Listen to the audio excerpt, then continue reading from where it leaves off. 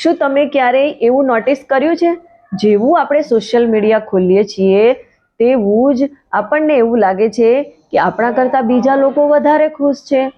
કોઈએ નવું ઘર ખરીદ્યું, કોઈએ નવી ગાડી ખરીદી, કોઈને પ્રમોશન મળ્યું અને ક્યાંક ફરવા ગયું. આ બધા જ ફોટાઓ જોઈને આપણો અંદરથી અવાજ ઉઠે છે કે તું શું કરે છે, તું ક્યાં છે, તે શું કર્યું. અને આ જ સરખામણી આપણો આત્મવિશ્વાસ ખોઈ નાખે છે, આપણો કોન્ફિડન્સ લો થઈ જાય છે. અને સૌથી મોટી બાબત આપણી સાથે એ થાય છે કે આપણે આપણું બેસ્ટ આપવાનું છોડી દઈએ છીએ. પરંતુ એક વાત વિચારો, તમે ક્યારેય કોઈ વૃક્ષને બીજા વૃક્ષ સાથે સરખામણી કરતા જોયું છે? નહીં ને. તો પછી આપણે માણસો જ કેમ સરખામણી કરીએ છીએ? તમે ક્યારેય કોઈ લીમડાને આંબાની ઈર્ષ્યા કરતા જોયું છે? કોઈ ગુલાબને સૂરજમુખી સાથે કોમ્પિટિશન કરતા જોયું છે? નહીં ને. એ દરેક પોતાની રીતે બહુ જ ખૂબસૂરત છે. દરેકની અંદર સ્પેશિયલ ક્વોલિટી છે. એ લોકો પોતાની વૃદ્ધિ ઉપર જ ફોકસ કરે છે. તો આપણે માણસ કેમ ભૂલી જઈએ છીએ કે દરેકનો સમય અને દરેકનો રસ્તો અલગ છે, તો દરેકનો ગ્રોથ પણ અલગ જ થવાનો છે. ચાલો આપણે એક નાનકડી વાર્તા સાંભળીએ. એક છોકરો હતો, એ રોજ જીમ જતો હતો અને બીજાને જોઈ અને હંમેશા વિચારતો કે એના એબ્સ કેટલા સરસ છે, મારા કેમ નહીં? એ કેટલું બધું વજન ઉઠાવી શકે છે, હું કેમ નહીં? અને આવી રીતે બીજાના વિશે વિચાર કરી કરી અને એ હતાશ થવા લાગ્યો, નિરાશ થવા લાગ્યો અને એક દિવસના અંતે એણે જીમ જવાનું જ બંધ કરી દીધું.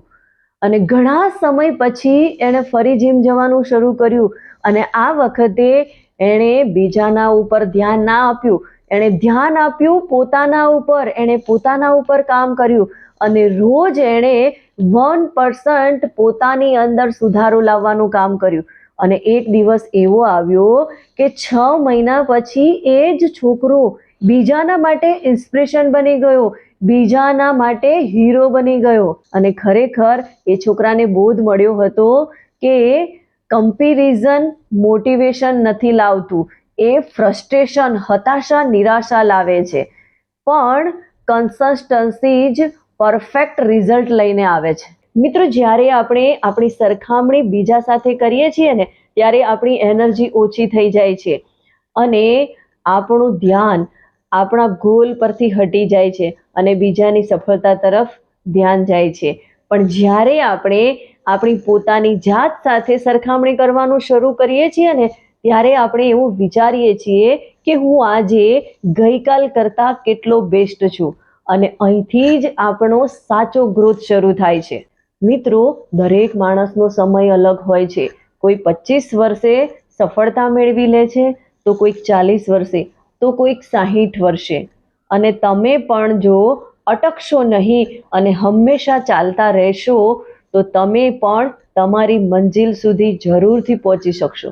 કેમ કે સફળતાની કોઈ એક્સપાયર ડેટ નથી હોતી. જરૂર છે માત્ર પેશન્સ અને સેલ્ફ બિલીવની. તો આજે જ નિર્ણય લો, હવે હું મારી સરખામણી બીજાની સાથે નહીં પણ મારી પોતાની જાત સાથે જ કરીશ, મારા સ્વ સાથે કરીશ કે હું આજે ગઈકાલ કરતાં કેટલો બેટર છું અને હું દરરોજ પોતાનામાં એક નવું વર્ઝન, એક નવો આત્મવિશ્વાસ અને થોડો સુધારો લાવીશ. કેમ કે સરખામણી બીજાનું અનુસરણ કરે છે અને ગ્રોથ જાતે રસ્તો બનાવે છે. તો હવે તમે જાતે જ કહો, હવે પછી તમે કોની સાથે સરખામણી કરશો? તમારી સાથે કે બીજાની સાથે? અને આ વિડીયો તમારા એ મિત્રને શેર કરો કે જે બીજાની સાથે સરખામણી કરવામાં પોતાની જાતને ખોઈ બેઠો છે, પોતાને ભૂલી ગયો છે. અને હા, કમેન્ટમાં જરૂરથી લખો, આઈ ચૂઝ માય ઓન ગ્રોથ.